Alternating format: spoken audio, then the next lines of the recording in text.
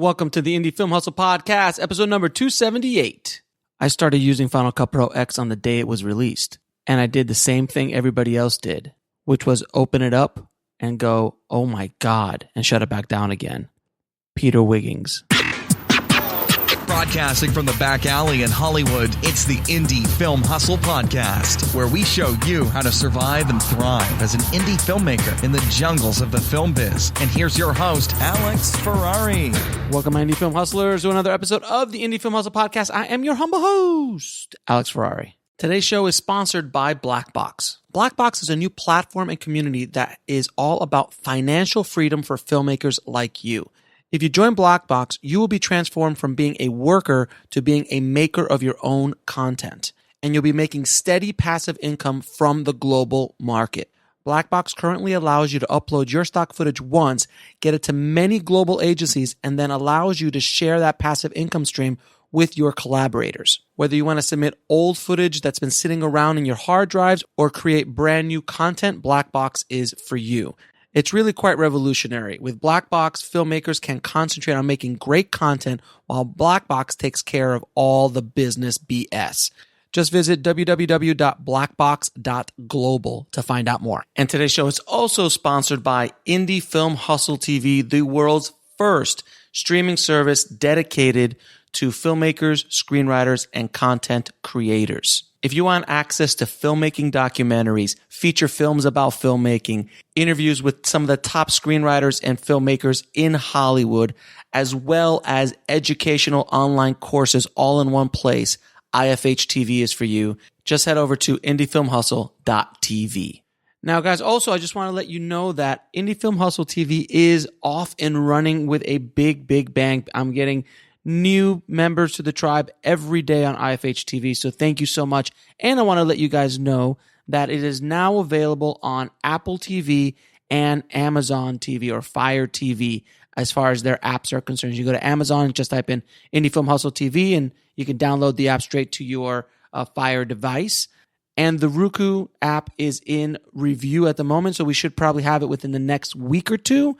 And then in December, we're going to be working on iOS apps for iPhone, iPad, and also for Android as well. And then after the new year, we're going to have some new apps as well. But it is going big, guys. So thank you again so much for all the support. And you guys are really enjoying it. So I cannot wait to add all the new content I have in store for you guys on December 1st.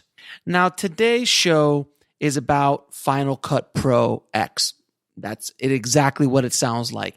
We're going to talk about a new documentary called Off the Tracks by a wonderful filmmaker by the name of Brad Olsen, who is a lover of Final Cut Pro X. And we go into the deep weeds on why he made this movie. And we'll give you a little bit of a preview of the interview, which is when Final Cut Pro, which is what I used to edit on all the time back in the day, before it jumped from Final Cut Pro 7 to Final Cut Pro X.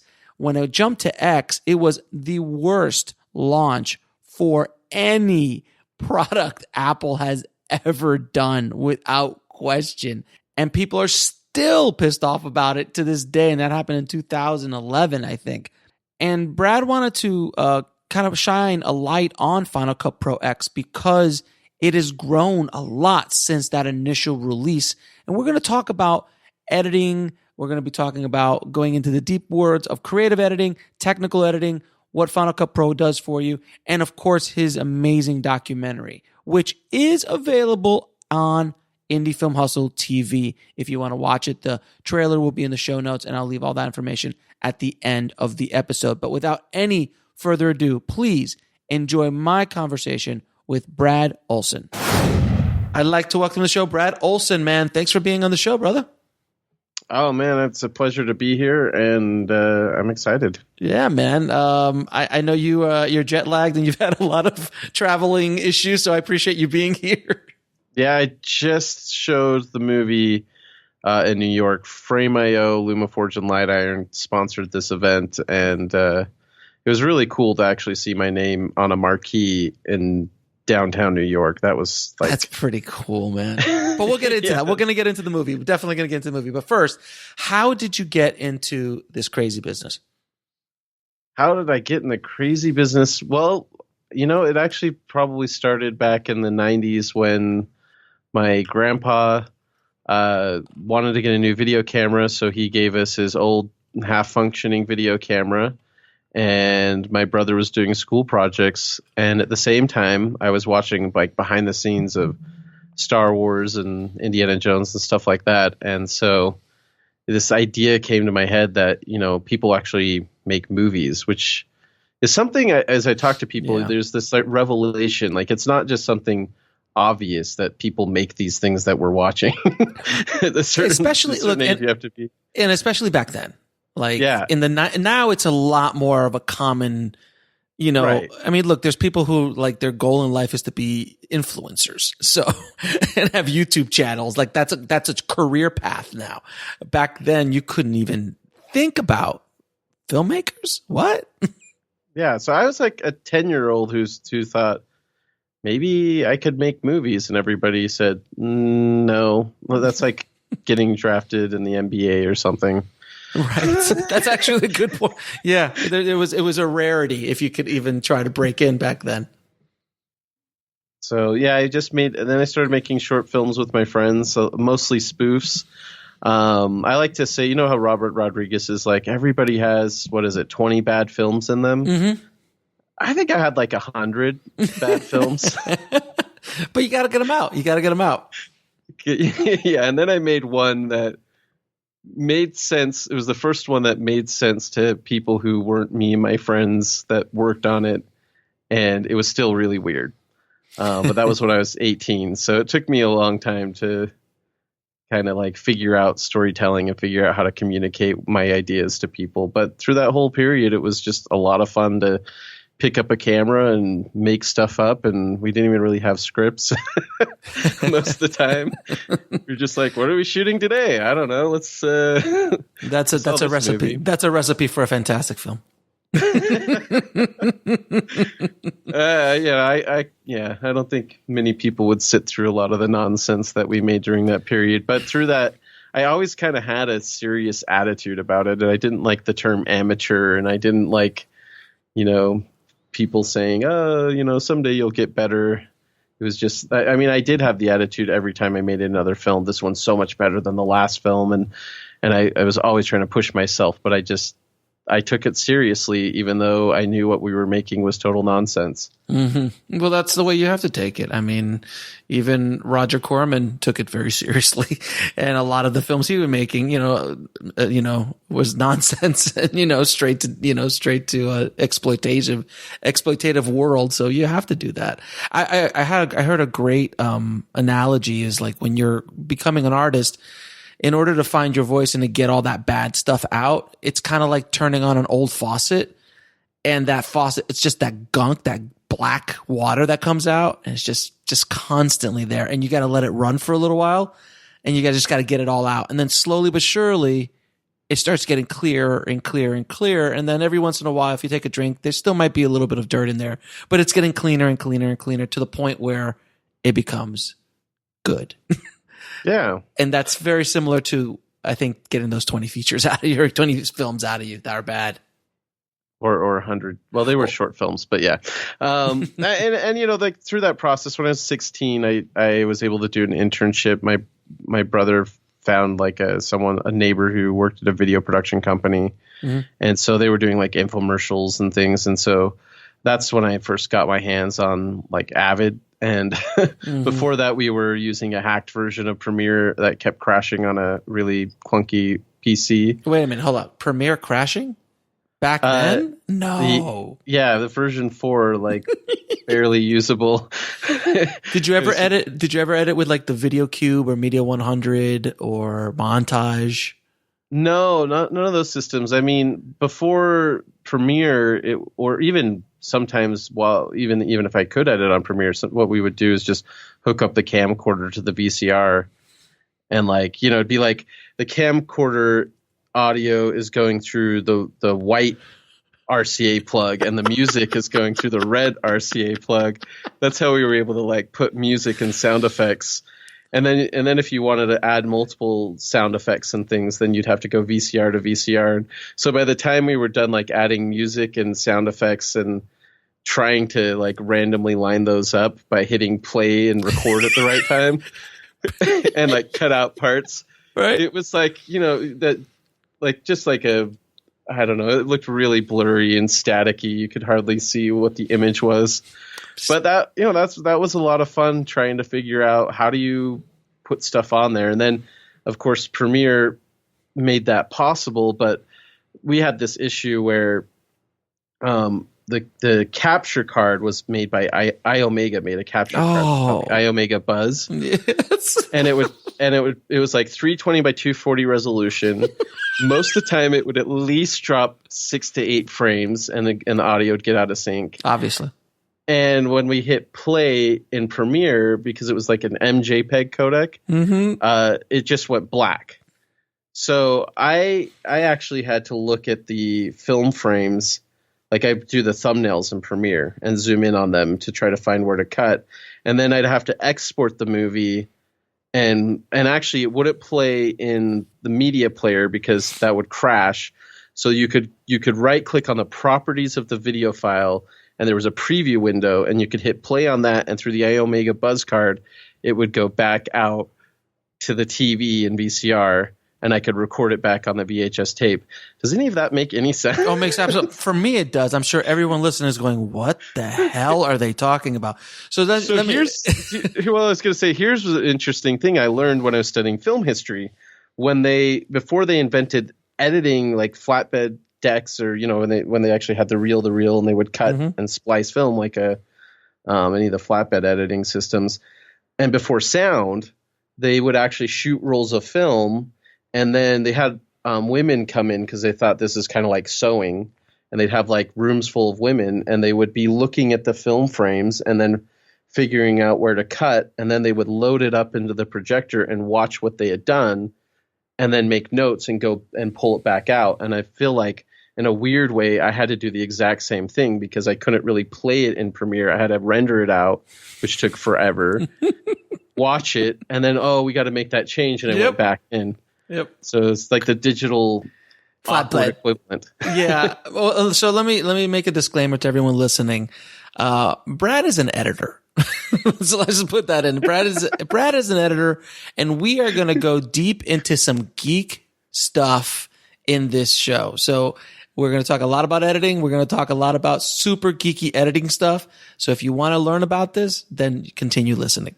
But we're going to go hard on this because it's two editors talking. I've had other editors on the show before. It generally goes off the tracks. No pun intended. Because we just get editors just talking about editing stuff, as he's already. Brad is already. I'm already off. Brad is already warn anyone. Brad has already gone off the tracks. I love it. So this is great. So speaking of off the tracks, the reason I wanted to bring you on is because you directed this insanely awesome documentary called Off the Tracks, which is. And I'm sure you did this for the money. Obviously, the demographic is straight up cash grab, without question. Every mom and every kid wants to see this movie. Obviously, is this and Talking Dog movies. The film is called Off the Tracks, and the movie is about the colossal failure of the launch of Final Cut Pro X, which was the next generation after the much beloved Final Cut Pro 7. And it's a documentary that starts off like that, but then kind of goes into where Final Cut X is in today and everything. So I have to ask you the question, why the hell did you make a documentary about Final Cut Pro X? Like, in your mind, I just want to literally I want to get in there a little bit and go, what would be a really good use of my time? Let me try to make a documentary about a piece of software that maybe 100,000 people on the planet really know.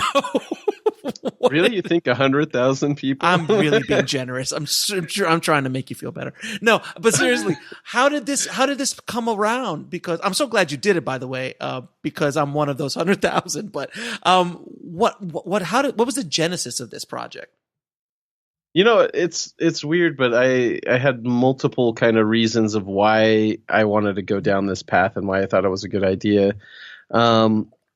Simply put, I actually, before Final Cut Pro 10 came out, I thought that I was thinking about the direction that editing software should go. And I was seeing what Apple was actually doing with iMovie when they rewrote it in 2008. Yep. And they made a new iMovie, and that actually was a little bit of a mini. It's kind of like a warning to what was going to happen for Final Cut Pro. It was 7. It was a shot across the bow, sir. Yeah, and if you were paying attention, but I was like, look, with where we're going with technology, there's some innovations and things that need to happen. Probably because did you notice like from 2000 to 2010. There was this huge explosion with digital cinema. Of course. And our cameras were changing and codecs we were using, and we suddenly are getting to 4K and RAW and all this stuff. Meanwhile, the editing systems weren't changing very much. Nope. I mean, we were getting HD and whatnot, but Final Cut 7 was like, it can support H.264. It couldn't really play back H.264. No. So I was seeing that the software was having problems. So I thought this is going to happen. So when Final Cut 10 came out in 2011, aside from it being a little lacking in feature, lacking in features is the main thing. Mm-hmm. Aside from that, like I thought this is the foundation that the next generation of editing software needs to be built on. So I believed in it. Mm-hmm. So you're the one. I was the one. You're the one I heard about. Well, before we go into that. Well, I was going to say this. Yeah, you asked the question of why did you make this documentary? Yeah. So let's fast forward a little bit. I thought at that time that maybe I can position myself to be part of this kind of next generation, mm-hmm. and be kind of ahead of the curve, and so as years went by and I edited feature films on Final Cut Pro 10, the opinions weren't changing. It was kind of like everybody just turned off and they stopped paying attention to what was happening. And I felt like I was the only person using the software, and it was getting upgrades regularly and getting better and better and better. And finally in about 2014, 2015-ish, there was a Final Cut 10 community that was really starting to rally around the software. And when I started getting more involved in that community and I saw that they were all telling the same story about the horrible launch, but look at where it is at today and nobody knows how awesome it is, that's when I had this idea of, so this is a story. There's a story arc here about the resistance to technological change and why do we, why like this whole kind of like tools and storytellers and all these really interesting themes. And that's when I thought this could be a fun little documentary, and I could maybe position myself and get my name out there by making this among the professional editing community. I could become a little more well known and get more opportunities from there. So it definitely wasn't like I'm going to make tons of money off of this. It was I'm going to make a name for myself and hopefully get some more opportunities to do more filmmaking, awesome projects. So that makes absolute sense. It's absolutely a great marketing plan. You're using the film almost as a loss leader to get you more work, more notoriety, and to position yourself as a thought leader in this space. Pretty much, much, and it's working. I think so. I think it has worked. You're on the show, so that helps. You got on the show, so that makes, because I would have never if you wouldn't have made this movie, I would have never reached out to you. We wouldn't have, never contacted. So the movie has created multiple contacts for you throughout the industry. So that's amazing. And that's something that a lot of filmmakers need to think about when they're making their movies. It's not always just about being rich and famous. If you go after such a niche, and this is the nichiest of a niche film I've ever heard of. Like, it's so deep niche. It's wonderful. Well, we had that screening in New York on Tuesday earlier this week, and Emery Wells, who's the founder and president of Frame.io, or CEO of Frame.io, said this is probably the only documentary, and probably will be the only documentary made about editing software ever. Like, yeah. Can you imagine like the Avid documentary or the Premiere documentary? No one would care. Even us, I would never watch an Avid documentary. Like I'd be like, maybe if I'm on a plane and I'm locked in, I can't see anything else. But what I find fascinating about Off the Tracks is that the community behind FCP, behind Final Cut Pro, was it was a massive game changer. And I want to explain to people who haven't listened or haven't, used Final Cut Pro or didn't understand the power of what it did. When Final Cut Pro, I'm going to say when Final Cut Pro like 3 hit, it started to become taken a little bit more seriously. And with every new version, it started to grow and grow and grow to the point where it became a serious professional editing system. And I was an Avid editor when I started out. Because that was the only thing that's the only way you could get jobs and all that. Then when I wanted to open up my own shop, I call up Avid, and Avid's like, that's $150,000. I'm like, go screw yourself. And I saw this Final Cut thing taken off around me, and I'm like, well, I can buy a system for under 10 grand, and it wasn't because of the Final Cut, it was all the other stuff that you needed back then, SCSI drives and everything to run SD. And there was an emotional attachment to this piece of software where I've rarely seen it in other pieces of software. And I think that's why your movie has an audience that people are really, really interested in. Would you agree? Yeah, there's a huge passion for the original Final Cut Pro. And I feel like this new community, and some of them are people who stuck with the platform, but the Final Cut Pro 10 current community is also extremely passionate and feels like we have this secret weapon, and I think the original Final Cut Pro was that in like 2003, through 2006-ish, before it really started feeling like more of a mainstream tool. It was like, and people were in the mid 2000s, I think. I think in 2003, if you said, hey, I'm editing on Final Cut Pro, you get like kind of weird looks. And with Final Cut Pro 10 today, you can get some weird looks. Listen, talking to a post-production supervisor like myself who deliver films all the time, and when someone says, which rarely happens, but when someone said, what did you edit on? I'm like, Final Cut X. I'm like, oh God. Oh God, I'm never going to get this into color. This is not going to work well. And arguably it hasn't, back in the day, because they were using, older versions of Final Cut Pro X. But first, let's go back a little bit before we get into the deep geek.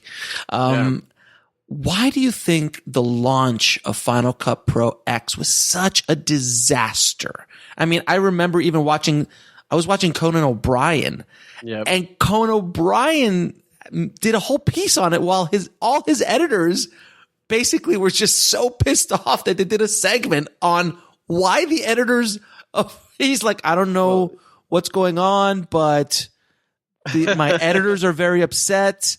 Apparently there's this piece of software that's changed and life has ended as we know it. I'd like them to have, like, literally, I first time I've ever seen anything like that. You've got Bloomberg and Fortune, and like, I've been looking it up as research for the documentary. I don't know anybody who didn't publish a story about how bad that launch was. It was everywhere. And I think a lot of people, that's the only thing they really know about Final Cut Pro 10 is this horrible rollout. And it's to the point that I've talked to film students who said, when I've shown them I'm using Final Cut Pro 10, and they've said, hey, my professor says Apple doesn't make that anymore. No, it's true. People said like, oh, Apple's making iPhones. They abandoned everybody. Yeah, they abandoned everybody. So, I mean, let's circle back to the initial question. Why was that launch so horrible? I'm going to start with the fact that, right when Apple was taking off in the pro video space, they had Shake and they had Final Cut Studio come out and everything. right around that time, there was a couple other things happening. One, the OS, Mac OS went to 64-bit, but the studio applications like Final Cut Pro did not go to 64-bit. Shake, they reduced the price and announced that they were no longer going to continue making it past Shake 4. So the VFX industry was all using Shake. Lord of the Rings, King Kong, you name it, was composited with Shake. Apple buys it, releases some updates, and then says, you know what, we don't care about this market. We're killing this product. Which was, Shake was an amazing piece of software. It was so good. Everyone used it. And Apple literally bought it and then just shoved it into it killed it. It killed it. And I think that's what people were afraid of with Final Cut Pro X. Yeah, and then Final Cut Pro 6 and then 7 especially was not much of an upgrade from 6. And they even reduced the price and it was very underwhelming. Apple also pulled from NAB. And they said, we're no longer going to be you're only doing our own Apple events. We're not going to be on the show floor. So I think there was already some things that made professionals question whether or not Apple was going to continue supporting them. And so that it was all lined up. And so basically everything hinged on 2011. What's this new thing? There were rumors circulating around. Steve Jobs even emailed someone back saying the next release is going to be awesome, which is in my documentary. And so people there's this anticipation. Do they love us? Are they going to do something amazing? Are they going to roll Shake into motion? Are they going to, give us full color in Final Cut Pro? And those were the expectations. And the expectations weren't changing the editing paradigm. In fact, I think the expectations is what we have with Resolve 15 now. Exactly. That's what people wanted in 2011. But instead, Apple did what I predicted they were going to do, which was build an editing platform with new ways of interacting with your footage, like with skimming and film strips and a magnetic timeline, which I didn't fully realize until I saw what they'd done. But I knew that something like that was coming. But everybody else, that's not where they were looking, and that's not what they wanted. And listen, Resolve 15, in a lot of ways, was exactly what I would have loved in 2008, 2009, where my head was. But then when I saw some of these new ideas in iMovie, I thought, okay, they're gonna make a huge shift here.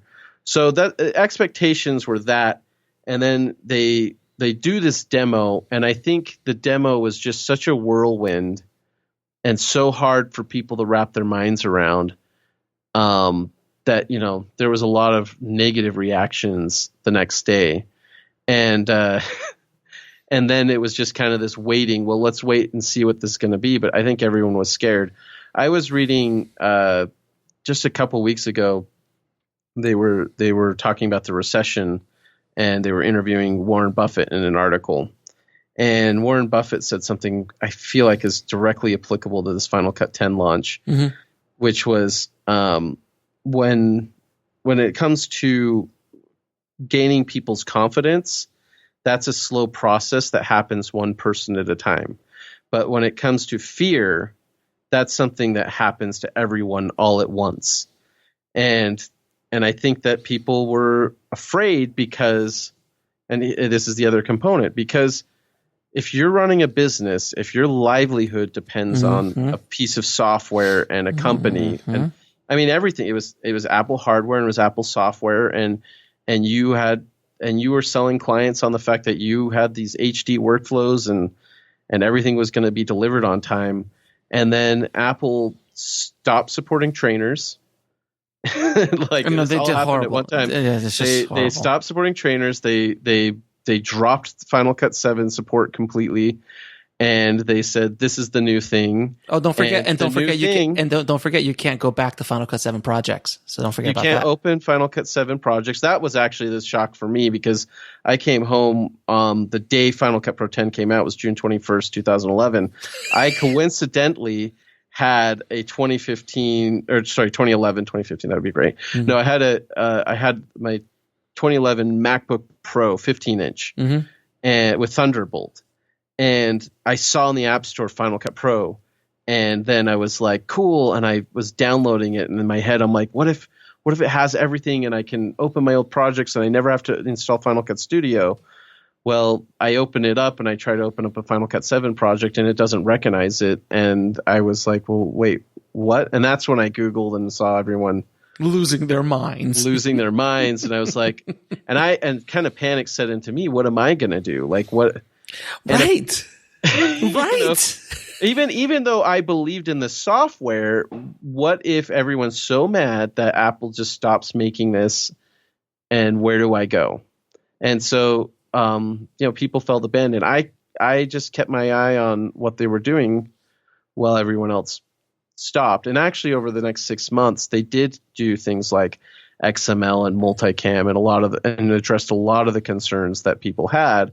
But by that point, there was this other company who was doing some really great marketing called Adobe, and they were already like taking the abandoned trainers and the third-party suppliers and vendors and people and kind of coddling them and saying, it's okay, we're here for you.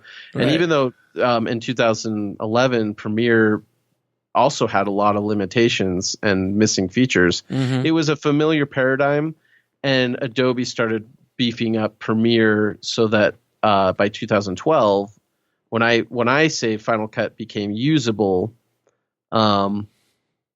Premiere was also usable, but Premiere was familiar, and everyone had stopped paying attention. So there's a lot happening there. There's competition from other vendors, and there's Apple just not reading their user base right, and thinking that they were going to just be excited by the new thing like it was the new iPhone. Right. I think they got a little too cocky, and they thought, we're Apple, we're just going to tell them what the deal is. Yep. And that's fine with Apple, I guess, with like, and it doesn't always work. Like, people are still pissed off about the towers. Like, the towers went away, the Mac Pros went away, and they gave us the trash cans. Because I have a trash can, but I would like to have, I'd love to be able to put a card in it.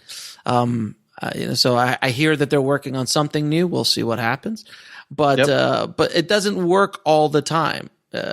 And I think that's what happened with Final Cut Pro X. Because when I saw it, I opened it up. I was like, well, this sucks. And I'm like, well, I just hunkered down. I'm like, I'm staying on Final Cut 7. I stayed on Final Cut 7 till 2015. Wow. Yeah.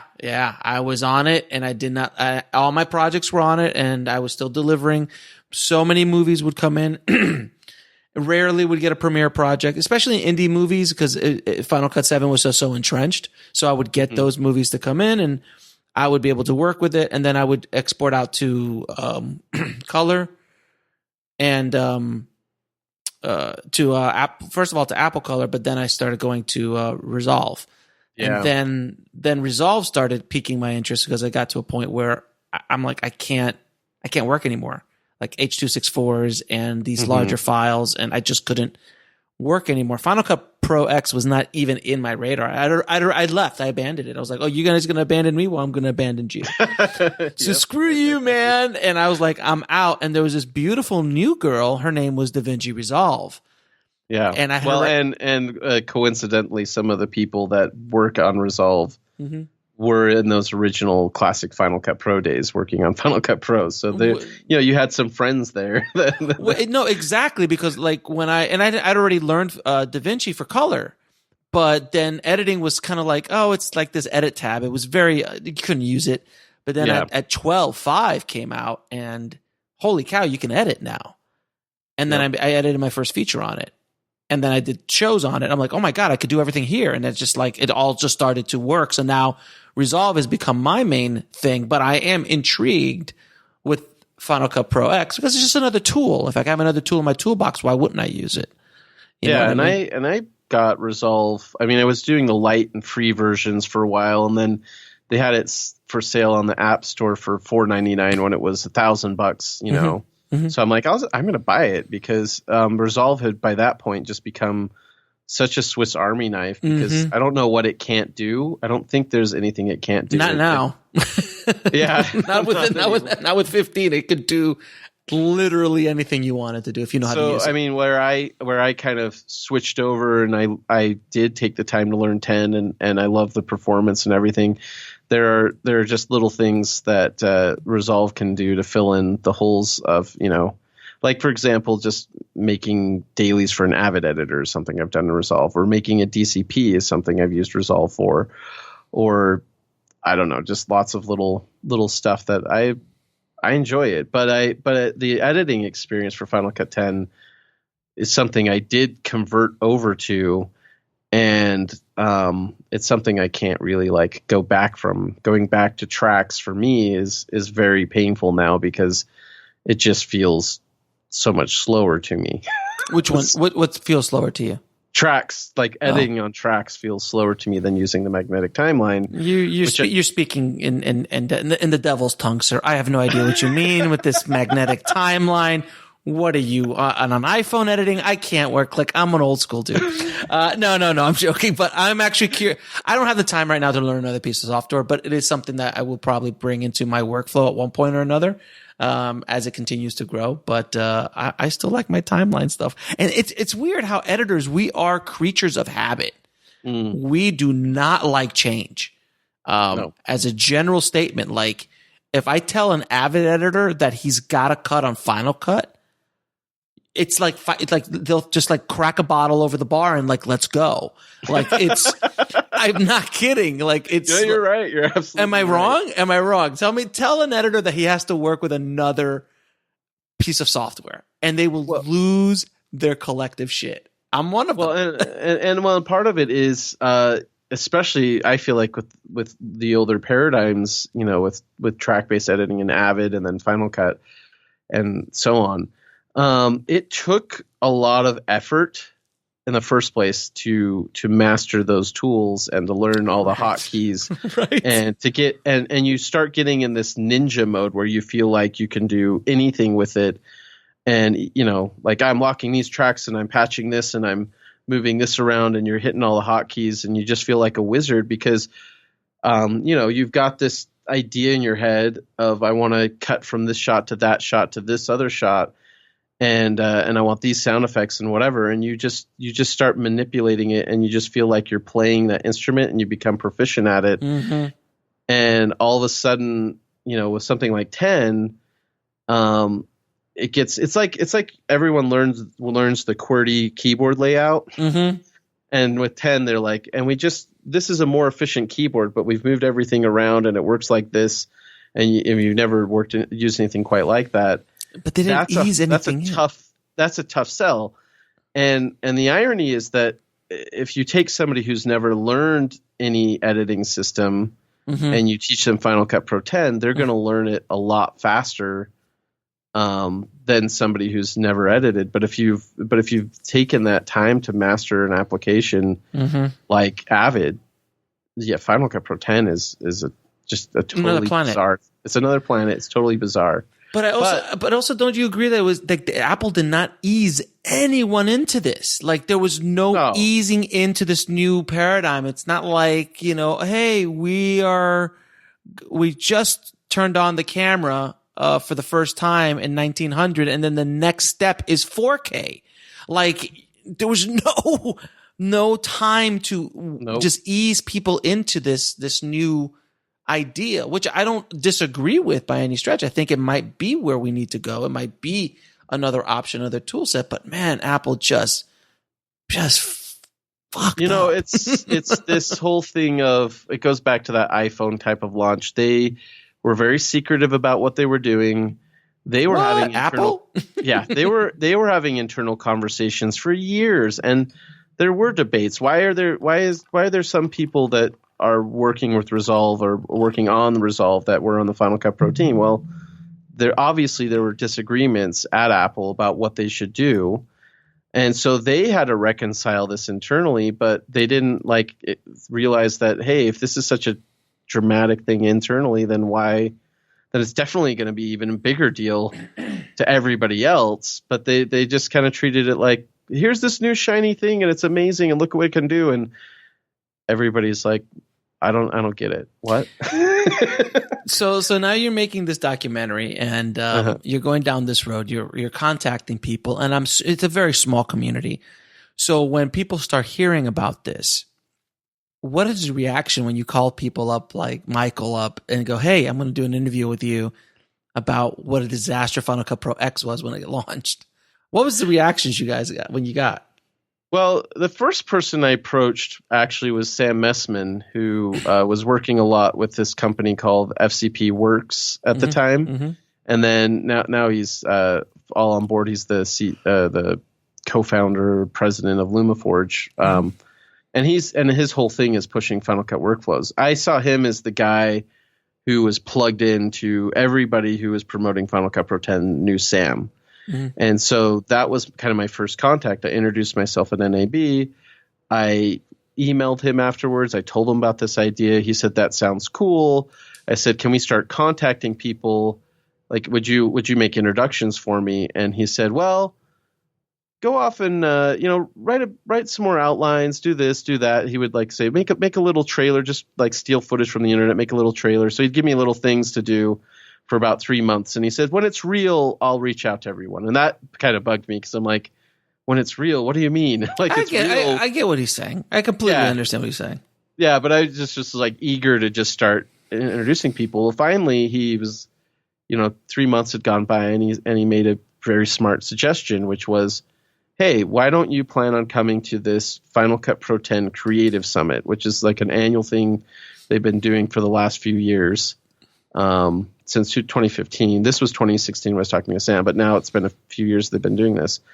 And he's like, pretty much everybody on your list of people you want to interview is going to be there. And then when you mentioned Michael, I'm assuming you mean Michael Cioni. Well, around the same time, I had put together this little teaser trailer thing, and I'd found clips of Michael Cioni talking about Final Cut Pro 10, because he actually was one in 2011 who was like, "Guys, calm down. They're right. This is the future of editing." And everyone's like, "Yeah, Michael, you're insane." Right. So I found all these clips, and all I asked Michael Cioni for is, "Do you think it'd be okay if I used these clips of you in my documentary? Would you be cool with that?" And he said, "Yeah, I give you my permission to do that, but I really am passionate about this subject, and I'd really like you to come out and interview me." And I was like, "Heck yeah, I'll go do that." So I had these Creative Summit interviews lined up. Sam reached out to them, and everybody that I wanted to talk to there was like, "Absolutely, this sounds awesome." Of course, you've rallied the geeks. Yeah, well, and the other thing to keep in mind is a lot of the people I wanted to interview are like either software trainers or plugin developers for Final Cut Pro 10. So if they can tell the story of Final Cut Pro 10 and advocate why they like it, it just brings more sales to them, so they're all passionate about it, and they also have a business interest in supporting it. That's part of it. Obviously, some of the editors and people I interviewed just are passionate about the software, and and a lot of them had that, like, they hated it at first. In fact, Mike Matzdorf, who was an assistant editor on Focus and now is a editor at Warner Brothers Animation, he tweeted that Final Cut Pro 10 is utterly unusable, and he was really pissed about it. But then Focus came across as a job that he could work on, and he started looking into it and figuring it out, and actually made it work for a feature film, with $100 million feature film starring Will Smith. Is that the movie? I was like, when you said Focus, I'm like, it can't be the Will Smith movie.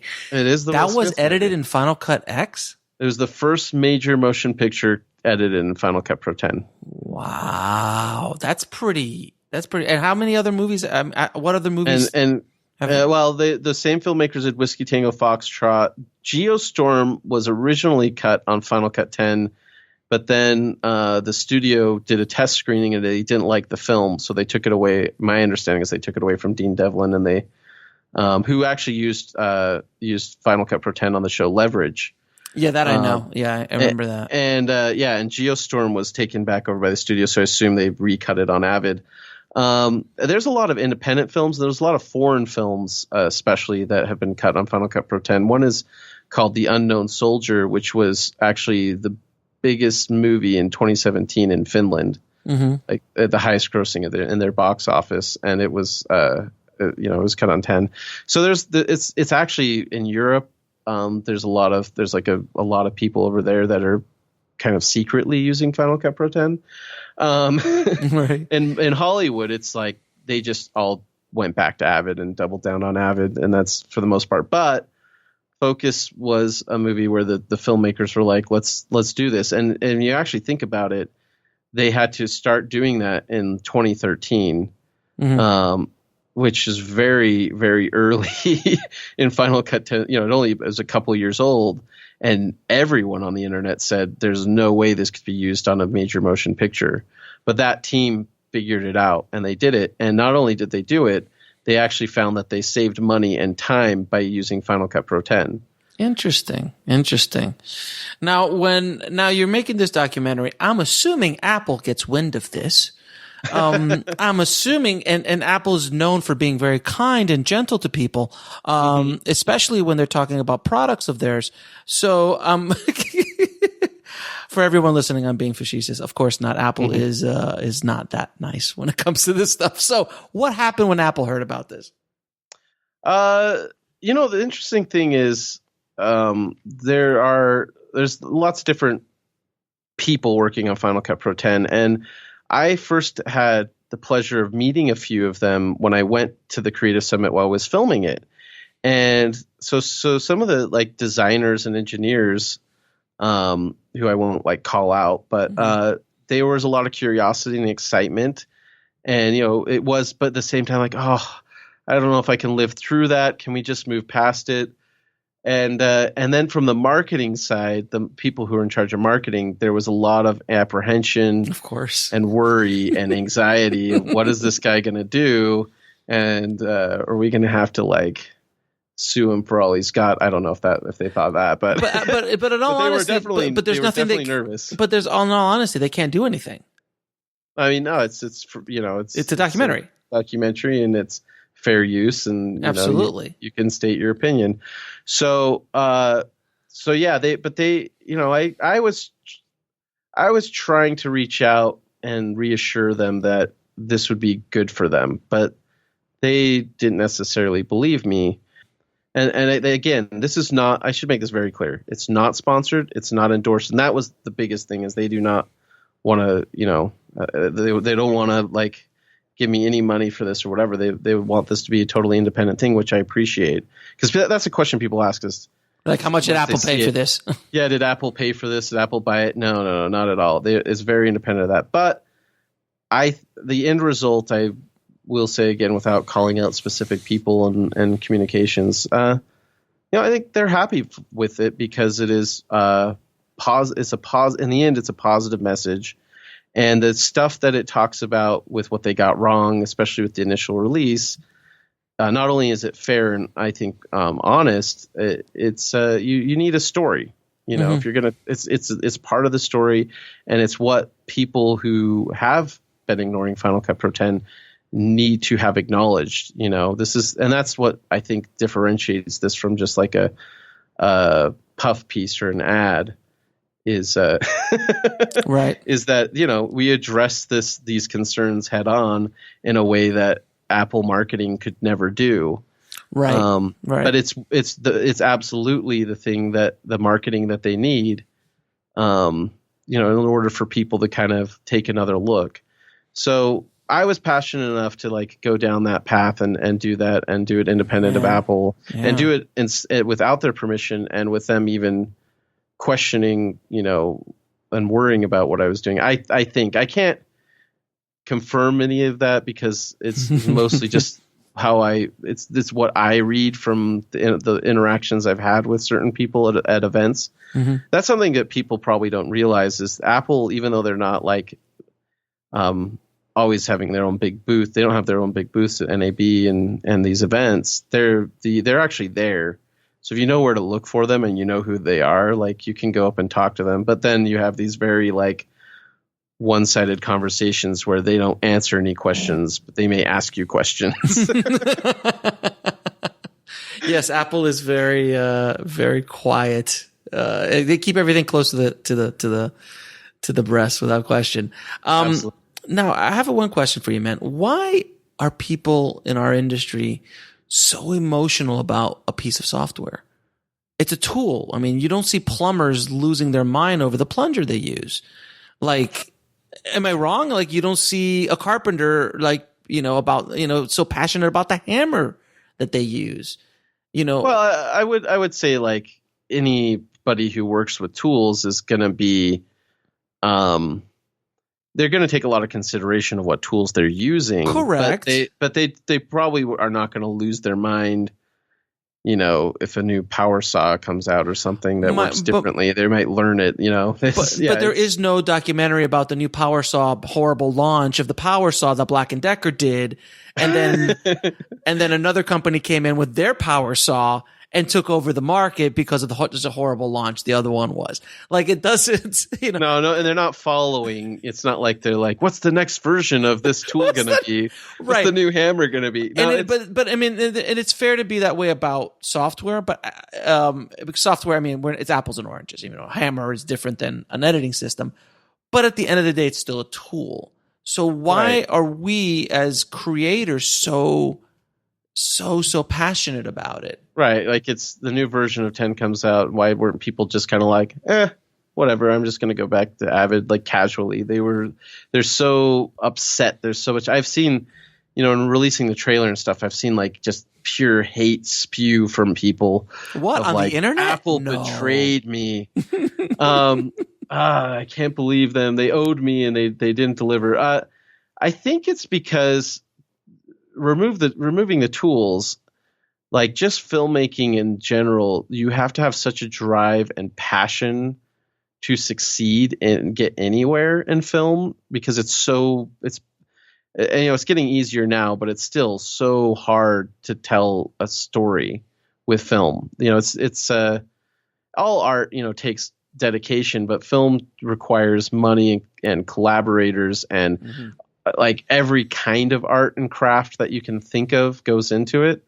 So I think it's, starts because we're just passionate about telling stories through this medium.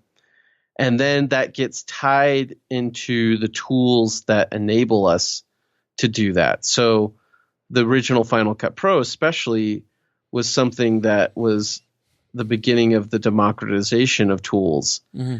And so suddenly, me as a high school kid, I could get my hands on it and put it on my own computer, and I could make things happen with it. And so the tools, they have there's an emotional, sentimental component to it.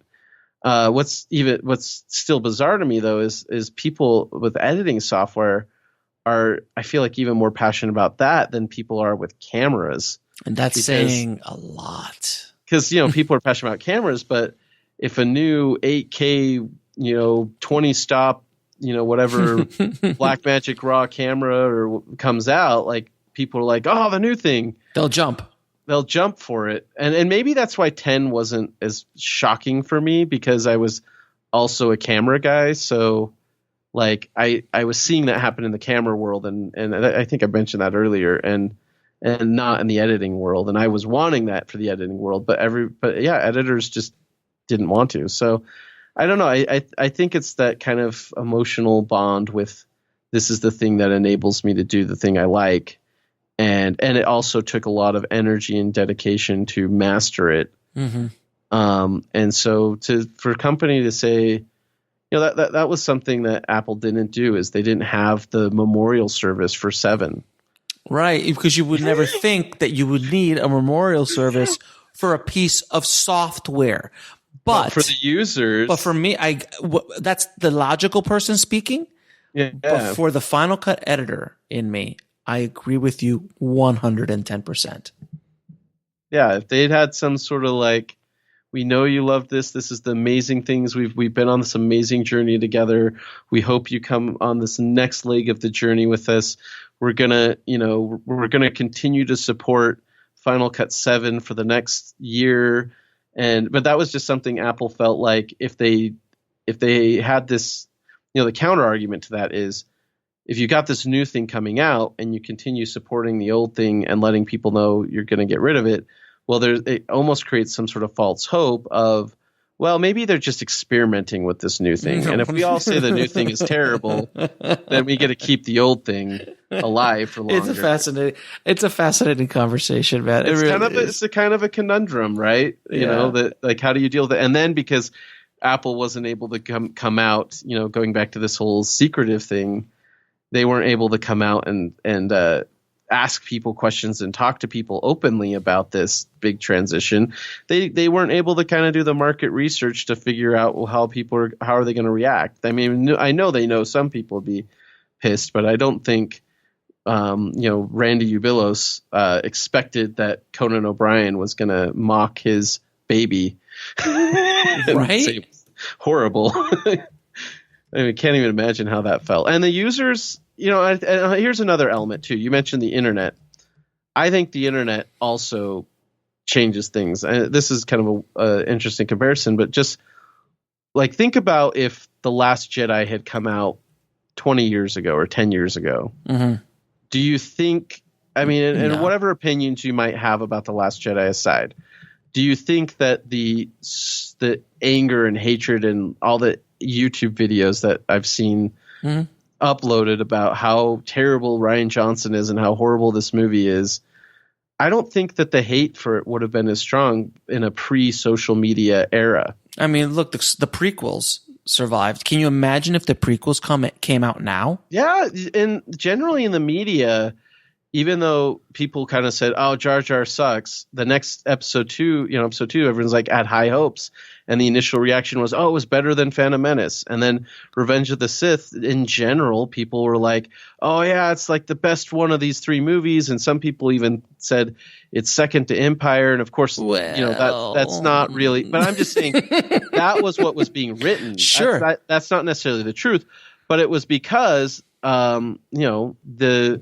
the naysayers couldn't bond together as easily as they can on social media. Yeah, of course. And so Last Jedi gets like slammed, and I have my own complaints with it, but the level that it gets slammed, I'm like, whoa. And I think the same can be said for something like Final Cut Pro 10 coming out. Is this is another interesting thing is, you're making software for storytellers and people who know how to communicate really, really well. And now they have a platform on social media to be able to communicate their thoughts to everyone. Right. And they can bond together. So it's like this perfect storm of, don't piss off. Like they pissed off a group of people that, have the skills to fight back. Have the skills to fight back. Exactly. And it's not a huge, if you think about it, in the population of the world, I mean, there's not that many professional film and television editors. No, there isn't. There are not that many, but they are powerful. Yeah. They're very dense. And then I'm excited to say that Off the Tracks is available on IFH TV, which is extremely exciting. So thank you for bringing it to the tribe so the tribe can see it and experience what we went through all those years ago. And I will be giving Final Cut Pro X a try in the future when I have a second to breathe and try to learn a new piece of software. But I'm interested in it. It sounds a very interesting piece of software now that, I always like to be the rebel. I've always been outside the box and outside the party, as they say. So it seems like Final Cut X is definitely far out there, because I think Resolve is out there. Resolve is outside the box, but Final Cut Pro X is outside of Resolve's box. Yeah, it's a totally different paradigm, and I think people can watch the film and kind of see what was the thinking behind the magnetic timeline. Why did they go for this paradigm, and why is it? Why did Apple kind of broaden the market? And it's an interesting thing to look at. They made the software easier for new users and made it simpler in some ways, but then people assume that it's also not capable and deep. But as we mentioned, it has been used on some feature films, and it proved itself. So the film goes. I'll let the film kind of speak for itself in that. But we definitely go into a lot of the thinking behind what the explaining that Apple didn't do is in the movie. You're doing Apple's job, sir. You're doing God's work, sir. You're doing God's work in the editing world, sir. Thank you. Yeah. Now I'm going to ask you a few questions I ask all of my guests. Absolutely. What advice would you give a filmmaker wanting to break into the business today? There's nothing really stopping you from going out and learning storytelling. We talked about at the beginning of this my own experience, using VHS and hi-8 tapes and everything looking like garbage and sounding like garbage. But now you don't have those technical limitations. If you got a smartphone that can shoot HD or 4K video, you're way ahead of where I was at. And you can share that with everybody and you can get feedback. So just do it. Like, find a story, whatever it is, shoot some short videos, share it with people, learn and grow. There's really nothing stopping you from starting. You don't have to buy the $150,000 Avid. You can just do horrible. And I'm just I can't stand Avid. Sorry. I hate as passionate as I am about Final Cut, I am equally as passionate about hating Avid on many, many levels. As a person who has to deal with their workflow coming out, also as a person who look to them from like, hey guys, I am on your side. I want to open a business around your software, and they said, "Screw you, you little peon." And I said, "Really? Okay." And that's where we are today. But anyway, that's on a side note. I just ramble. I apologize. All right. Anytime I get we're passionate. anytime I get to bash Avid, I do. But anyway, they definitely not position themselves for the independent content creator or filmmaker. I think in the beginning. Well, not now either. Are you kidding me? No. I'd never get an independent film with an Avid. But I honestly do think that company, if they don't change, which they are as entrenched in their way of doing things as any company I've ever seen, if they don't change to the reality of where this business is going, they will go under, because their entire business model is based around the studio system. Here's something that I don't know if it's a secret or not, but I've heard from multiple people that before 10 came out, like in a hypothetical world, if Final Cut Pro 8 had come out, that would have been it for Avid. They would have been done. They were so close to going out of business in 2010 and 2011. The thing that kept them alive is that professional market who was leaving in mass to go to Final Cut Pro, being scared about 10 and coming back to Avid. And that's what's kept them on life support. And I don't know how they stay in business, actually. So I think you're right. I think it's all very studio soon. based. It's all studio based stuff, because they have an older mentality where the studio system is the only game in town. But the thing is that what Apple figured out and what Resolve figured out is making very expensive gadgets that only a handful of people can buy is a dangerous business model, which is exactly why when Blackmagic bought DaVinci, which used to be $1 million suite, they said, no, this doesn't make any sense to us. We are going to now give it away. And it's working definitely for Resolve and for Final Cut, because it is so approachable for users, and it's also a very cost-effective tool. It doesn't cost very much at all. They've actually sold around 3 million copies of the software now. So that's you could add up all the other professional NLEs, and they haven't sold half that. I mean, it's really amazing. And I was just flying back from New York, and one of the guys that I was talking to at the airport, and it's like, oh, what were you here for?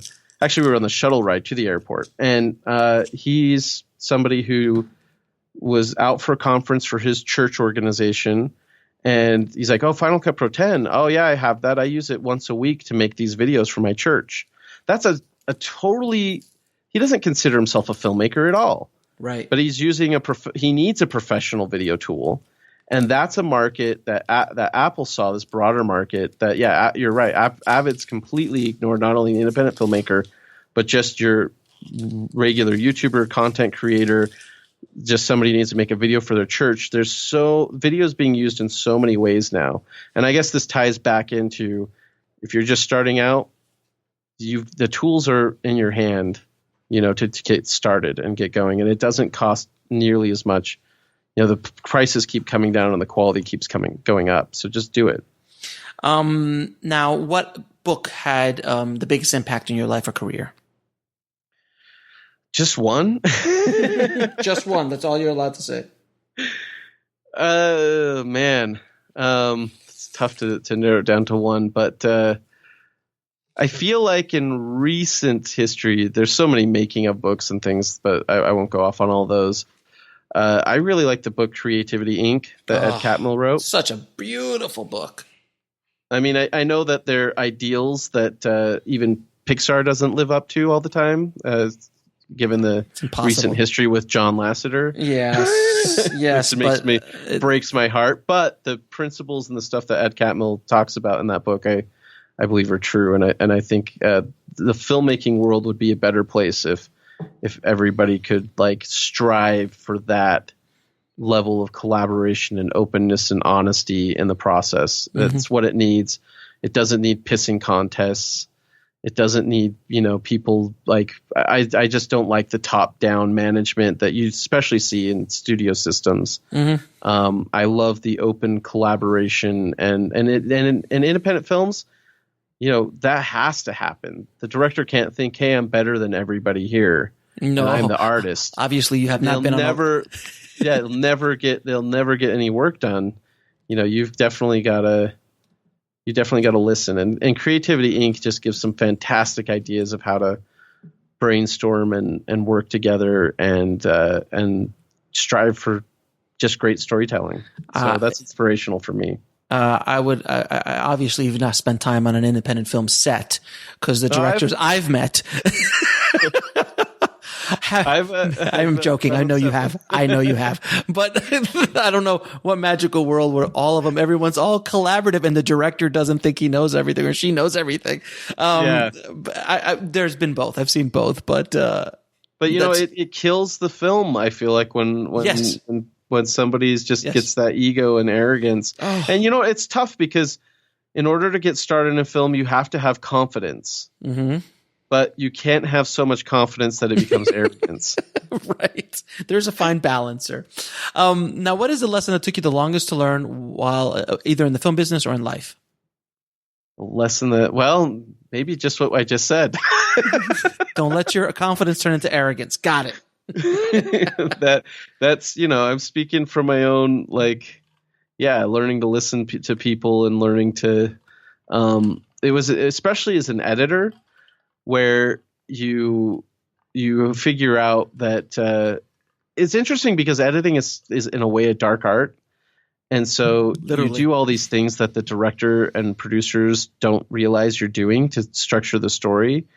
And so but then there's a little bit of pride associated with that. And when they want you to change things, and you feel like you've kind of mastered your craft, for me, that at first that was kind of a hard thing to learn, but now, and actually this ties into Final Cut Pro 10.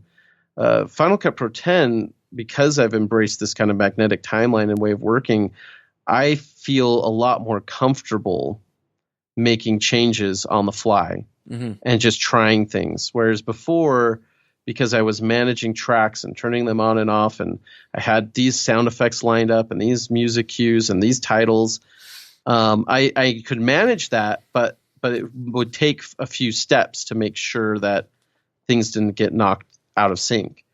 And as a result, when I was working with producers and clients and they were asking me to make changes, I would get into a whole discussion of whether or not we should actually do that change. And this isn't, by the way, not so much in the rough cut period. This is we've been working on this for a while, and all of a sudden they're like, I just want to try this shot here.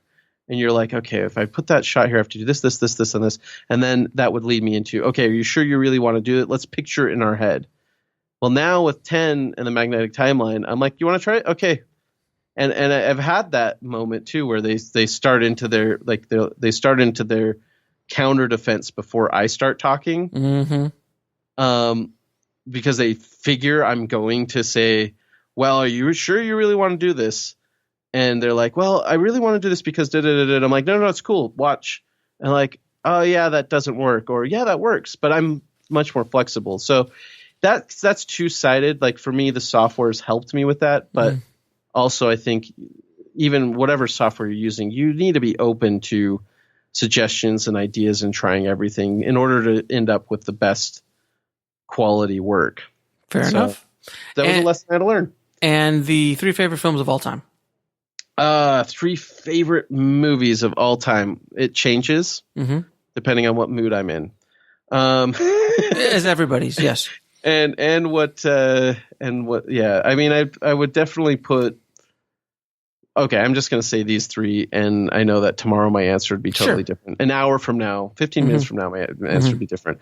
But I think Raiders of the Lost Ark, Empire Strikes Back, and Fellowship of the Ring would be up there. All right. That good list. Yeah, I have a lot of others, dramas, Shawshank Redemption, Beautiful Mind, whatever. But it's like a little carousel. They rotate. Absolutely. And where can people find you and your work?